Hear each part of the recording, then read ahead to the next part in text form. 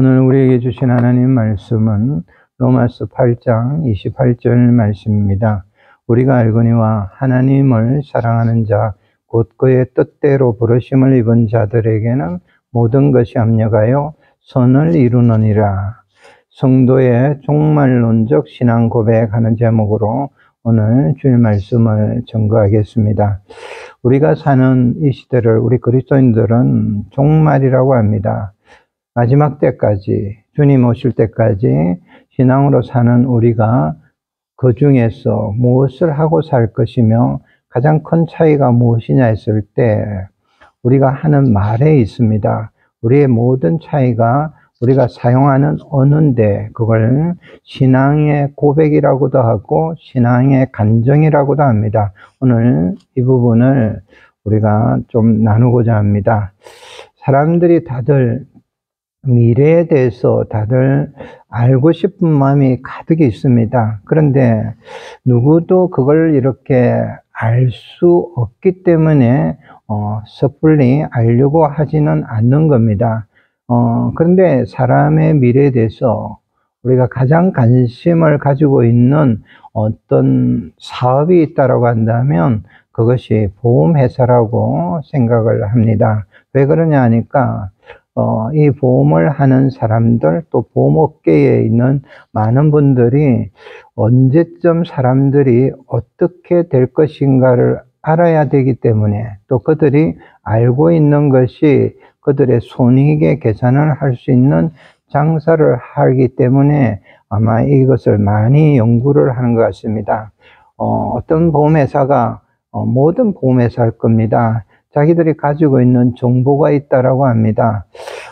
마음속으로 자신들만이 알고 있고 섣불리 공개를 하지 않는다 해서 한번 이렇게 찾아보니까 그들이 확신하는 게 있었습니다. 거의 확신하고 또 거의 정확하고 그러면서도 공개하지 않는 그들만이 이렇게 아는 비밀스러운 한 가지 정보가 있다라고 합니다. 그것이 이것이었어요. 사람은 55세에 이르면 100명 중에서 69명은 빈털터리가 되고 또 그 나이에도 일을 해야만 생계가 유지되고 그 중에 또 26명은 이미 사망을 하며 100명 중에서 5명만이 성공한 인생을 살고 있다. 누구나 돈 많이 벌고 성공한 인생을 살고 또 살고 싶은 소망이 있지만은 겨우 5명만이 그 소망을 이루는다. 이것이 보험업계에서 200년의 역사라고 합니다. 200년의 역사를 가진 보험업계에 그들만이 아는 통계라고 이렇게 어떤 부분에서 기록이 된 것을 봤습니다. 이것이 바로 자신들이 하는 사업의 기본이 되고 또 그들이 알고 있는 정보적인 통계라고 합니다. 제가 이 말을 왜 서두에 이 말을 꺼내느냐 하면 어떤 통계를 말씀을 드리는 것은 아닌 겁니다. 이 보험업계의 어떤 정보를 그럼에도 불구하고 한번 내 자신, 우리 자신의 미래에 대해서 한번 적용을 해보라는 거예요.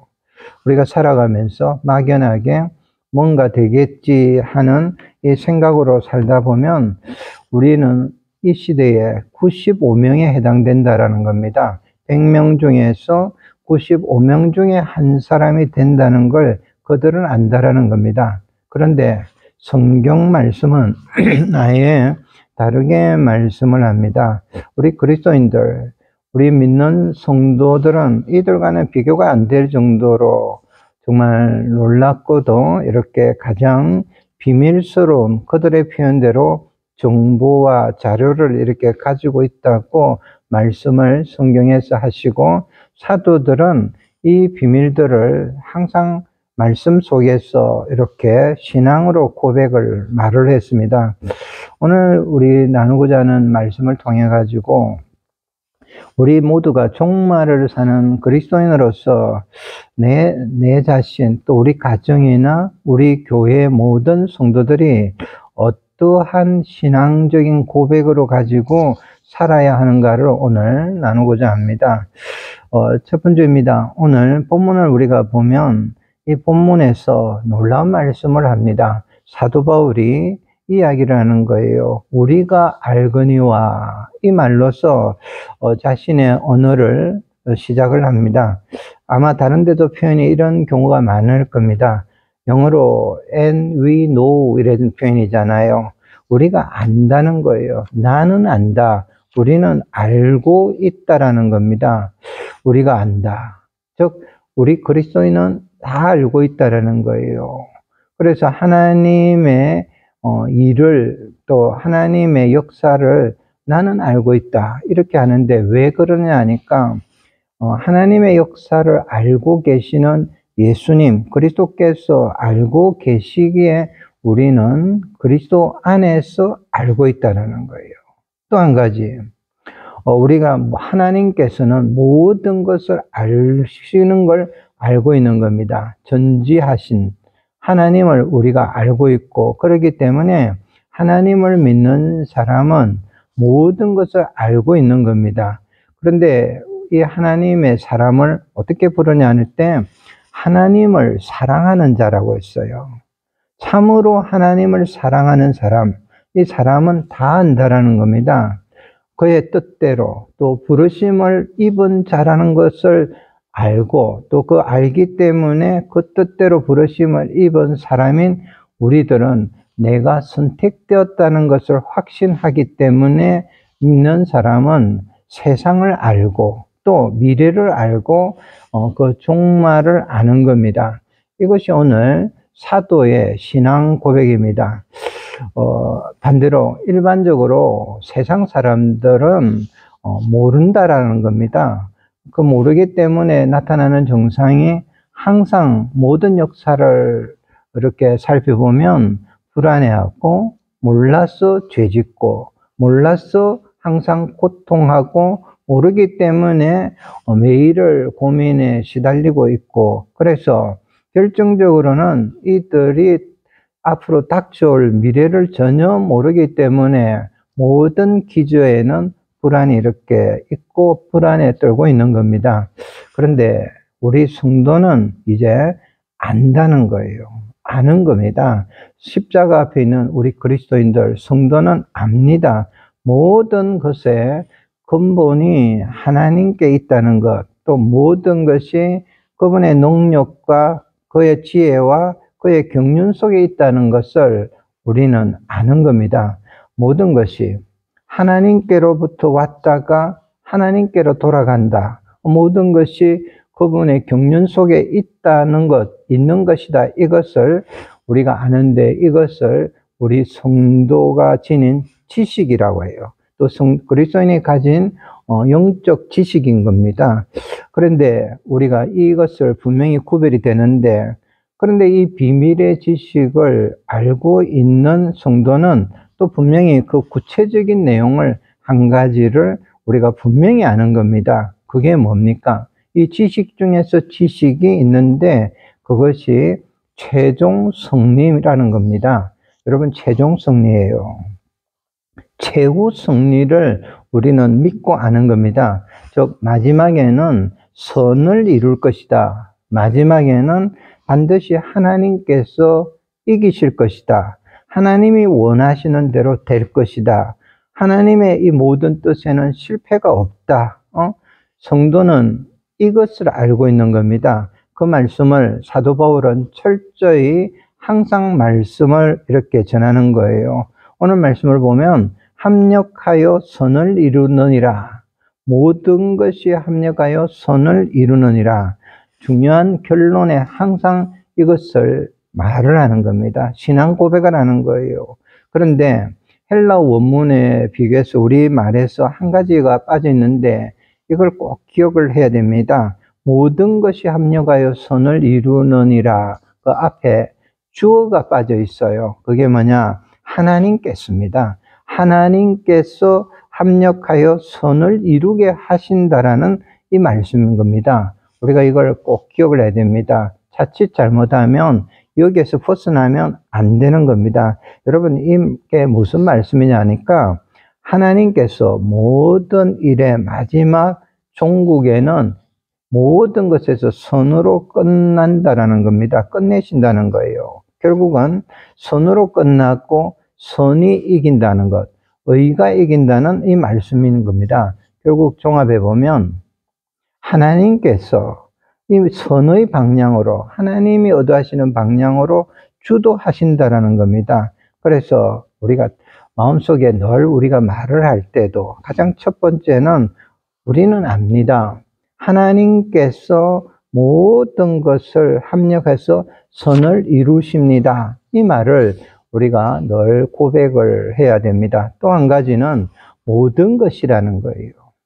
여러분, 이 말씀이 우리에게 지금 직접적으로 중요한 이야기예요. 현재의 모든 것, 즉 모든 사건은, 현재 모든 사건은 그냥 있는 게 아니고 어떤 지향적인 방향이 있고 그 방향은 선지향적 과정에 이루어진다는 겁니다. 모든 사건은 하나님의 뜻, 하나님의 선을 향해서 가고 있는 길입니다. 그렇기 때문에 우리 그리스도인들은 살아가면서 이런 일 저런 일 있고 또 내 마음에 들기도 하고 안 드는 일 모든 걸 포함해서 반드시 그런 일련의 모든 사건들은 선으로 향하는 과정이라는 걸 우리가 믿고 먼저 인정을 해야 되는 것, 이걸 여러분이 꼭 기억을 해야 됩니다. 오늘 첫 번째 제가 우리 종말을 사는 성도들의 모든 업무 가운데서 사도의, 바울 사도의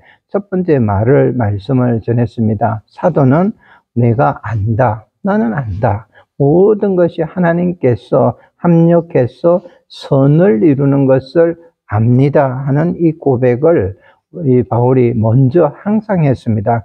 또 그런데 바울 사도는 이 말씀만 고백을 하고 신앙의 언어로 쓴 것이 아니었어요. 바울 사도는 안다는 말을 쓰기도 하고 또 나는 이미 안다는 것을 배워서 안다라고 표현을 했습니다. 굉장히 중요한 표현을 여러 개 쓰지만 두 번째로 쓰는 말들이 이런 것이었어요. 계속 신앙으로 고백하는 부분이 빌립보서 3장 11절 12절에 보면 바울 사도는 두 가지의 신앙을 이렇게 고백을 합니다. 그 한 가지가 나는 자족하기를 배웠다. 또 한 가지는 일체의 비결을 배웠다. 여러분 참 정말 귀한 신앙의 고백을 하고 모든 사람들에게 위안을 주고 그리스도인의 모습을 드러내는 이 말이라는 겁니다. 무엇을 자신이 배워 알기 때문에 일체의 비결이라고 이렇게 계속적으로 나는 안다라고 이렇게 말을 하는 겁니다. 그 내용이 뭐냐? 첫째가 바로 말씀드렸지만은 사도 바울은 스스로 신앙 안에서 나는 만족하기를 배웠다. 이제는 이걸 안다라는 거예요. 그리고 이 아는 것을 간정을 합니다. 빌립보서 4장 1절 말씀에 내가 궁핍함으로 말하는 것이 아니라 어떤 형편에서든지 나는 자족하기를 배웠노라. 안다는 거예요. 여러분, 없으면 없는 대로 또 있으면 있는 대로 자신이 종말을 사는 사람으로서 주어진 환경에 나는 만족한다라는 겁니다. 영적으로 여러분 성숙한 사람이 누굽니까? 여러분 믿음의 부모가 누굽니까? 여러분 어려움을 당해도 자녀들이 불안해할 때도 아니면 주변 사람이 불안해할 때도 정말 부산하게 막 흔들리는 그런 모습을 보이지 않는 사람이면서 좀 괜찮아지는 경우도 있지만은 또 괜찮아지더라도 반대로 내가 했다라고 기고만장하지 않는 사람인 겁니다. 이 근저에 뭐가 있습니까? 이분의 표현이 있는 거예요. 나는 자족하기를 배웠노라. 나는 자족하는 걸 압니다. 즉 스스로 만족하기를 이제 배웠습니다. 여러분 이 표현이 무슨 표현이냐면 언제나 감사할 수 있는 인격으로 저는 변하게 되었음을 고백을 하는 겁니다. 여러분 언제든지 감사할 수 있습니까? 조금 어렵더라도 아니면 모든 상황 속에서 또 무엇을 할 것인가를 할 때 신앙으로 결정을 하면서 하나님을 섬기는 사람으로서 여러분 우리 모두는 이런 자족함을 먼저 배워야 합니다. 사도 바울은 나는 이제 이걸 압니다. 나에게는 다 자족하고 만족함이 있습니다. 이런 표현을 하는 거예요. 둘째는 이 빌립보서를 통해서 여러 가지 말을 하는데 놀라운 이야기를 합니다. 사도는 고백적으로 말을 하는데 저는 일체의 비결을 배웠습니다.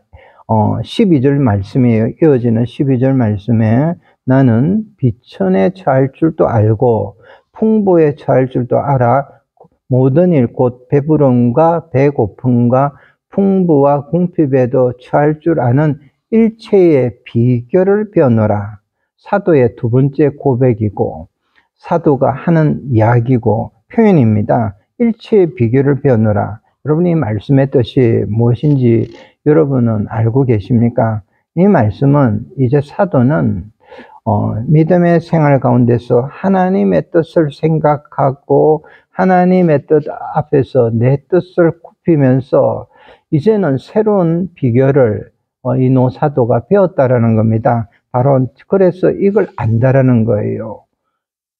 자기의 새로운 목적 또 새롭게 성공이 뭐냐라는 것을 이렇게 재확인을 한 겁니다. 그래서 이제 자신은 분명히 하나님 안에서 나는 어떤 상황에서라도 서이고 있는 또 서이는 존재임을 발견하게 되었다는 것을 안다는 거예요. 일체의 비결이라 했어요. 자기는 이렇게 쓰임받고 있는데 그걸 일체의 비결 혹은 이 비결이란 것을 다른 언어로는 신비라고 표현을 합니다. 근데 자신의 삶이 세상에서 보는 어떤 논리가 아니라는 겁니다. 여러분 나는 이제 일체의 신비로운 그것을 그 무엇을 배웠고 나는 압니다. 어떤 상황이 다가오더라도 사도 바울은 이 고백을 하는데 여러분 정말 귀한 사도의 신앙의 인격이 드러나는 말이지 않습니까? 여러분 우리가 이런 고백을 하느냐는 거예요. 또 한 가지 사도 바울이 쓰는 용어들을 또 나누겠습니다. 그런데 이 용어 중에서 가장 우리가 참 많이 아파하면서도 우리가 배우게 되고 또 놀라운 말이 또 그래서 더 사도가 우리에게 알려주기를 원하는 말씀이 빌립보서에 계속 나옵니다. 우리가 수요일마다 빌립보서 강해를 하고 있습니다. 그 본문에서 우리가 간단하게 다룬 부분이 있습니다. 빌립보서 1장 12절에서 사도 바울이 강하게 이야기를 합니다. 형제들아, 내가 당한 일이 도리어 복음 전파에 진전이 된 줄을 너희가 알기를 원하노라. 자신은 이미 안다는 거예요. 그래서 이걸 이제는 너희들이 알기를 원하노라 이 말씀을 하는 거예요.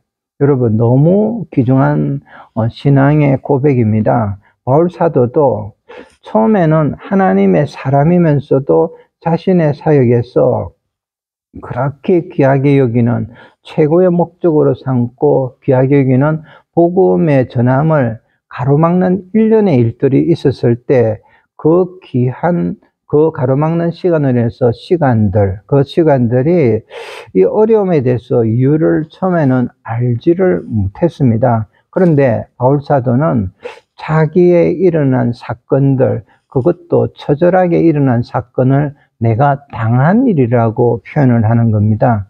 여러분들 중에서도 남들은 그 일 이러지만은 내 안에서 참 이렇게 당한 일들이라는 표현이 여러분 아마 속에도 있을 겁니다. 그런데 이런 표현을 저는 이 모든 일에서 일들의 결론을 사도는 이제 알아가지고 기록을 하고 너희들도 이제 내가 아는 이 모든 것을 알기를 원한다라는 겁니다. 이 일들이 뭐였습니까?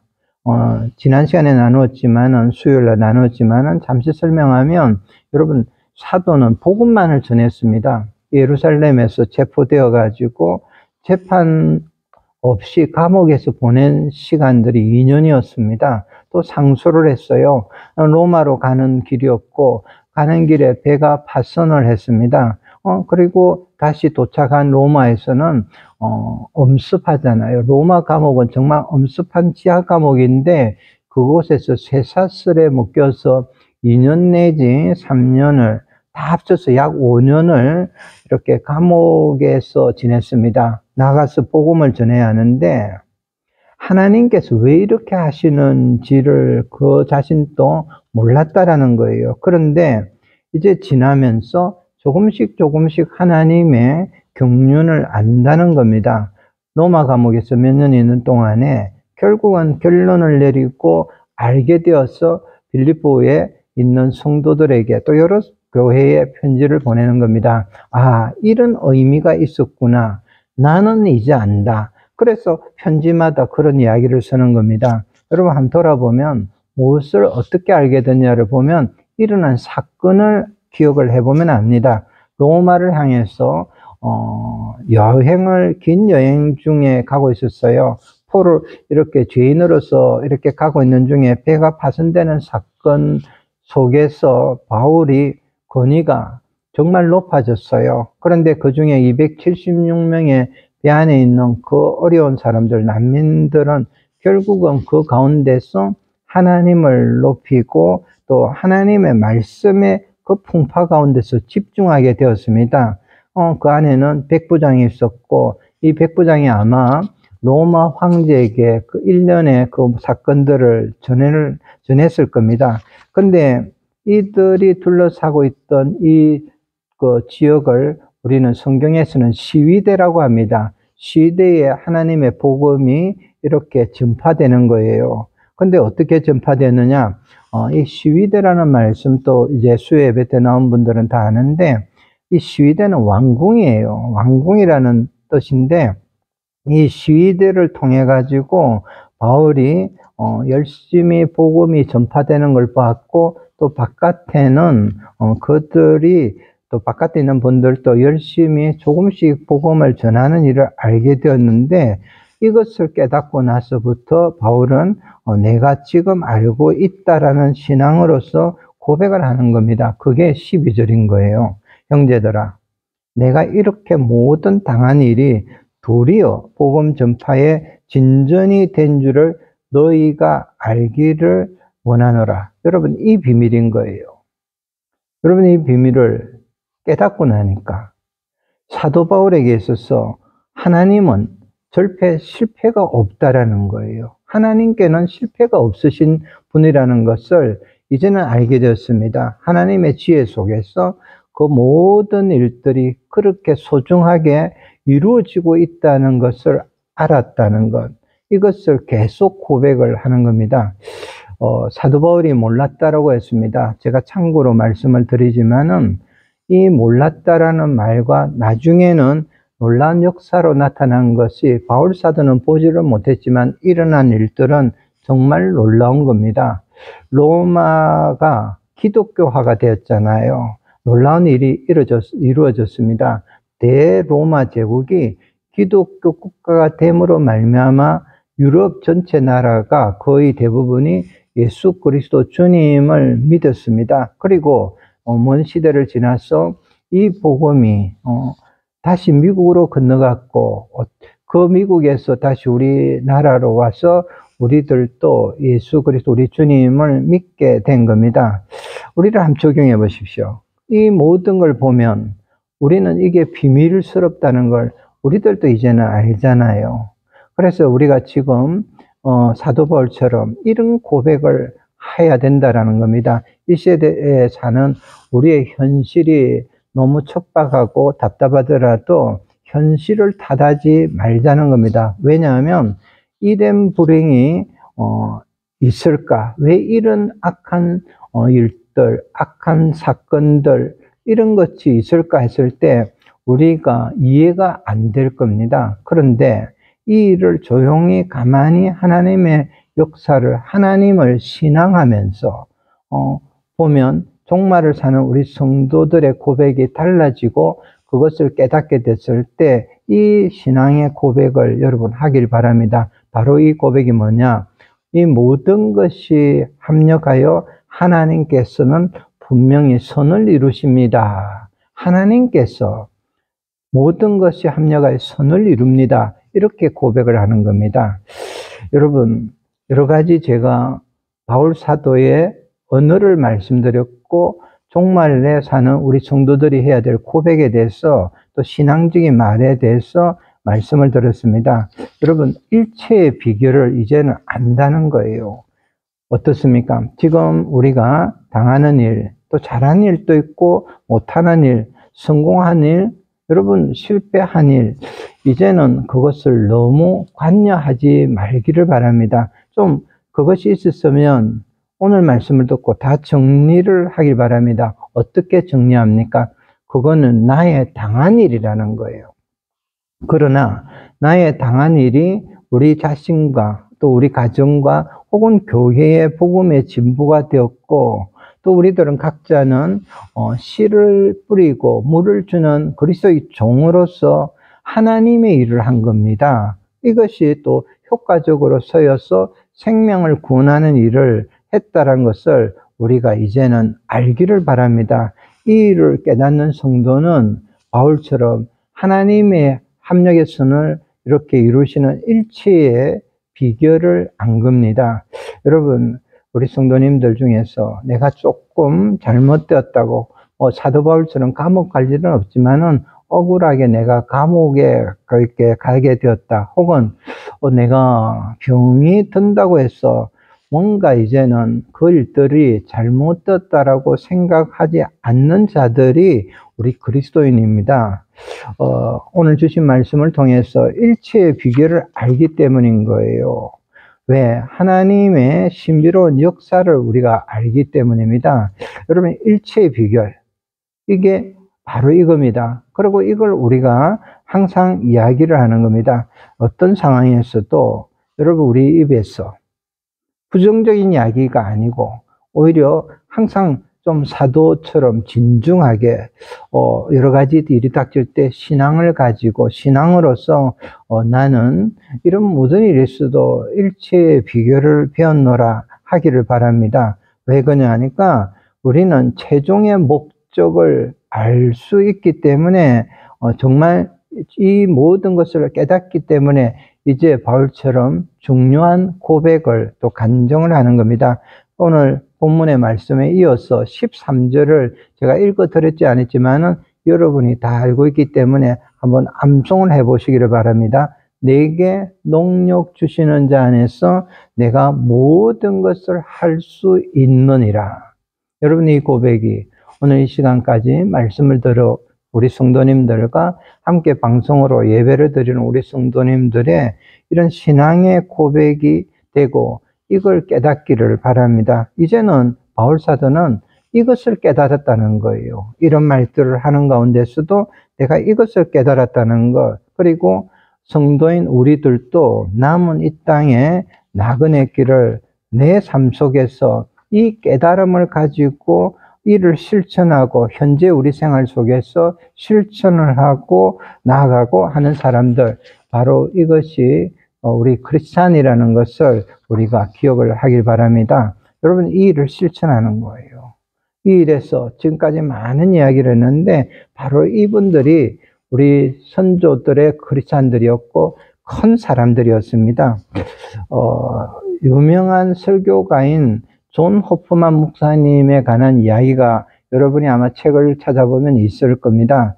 근데 이 목사님도 유명했지만은 한때는 목회적인 고비가 있었습니다.